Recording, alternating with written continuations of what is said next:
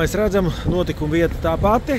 Rīgas pulkstens, Stokmans, Aspāzijas bulvārs, zīme jau zināmā, un redzam, ka Bolts ir aizvests projām. Nu, cik es saprotu, ka aizved projām, piezvanīja uz pašvaldības policiju.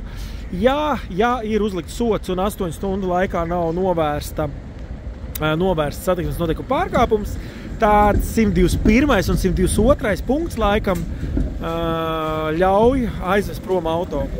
Un kas visticamāk arī ir noticis. Tā kā evakuācija strādā,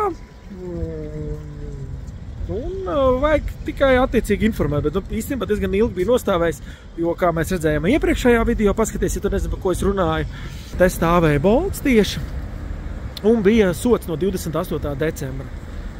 Nu, tagad ceļš, kā saka, ir brīvs, un, jā, bišķiņ vajadzēja palīdzēt. Sekoja iejautājums, spied laika,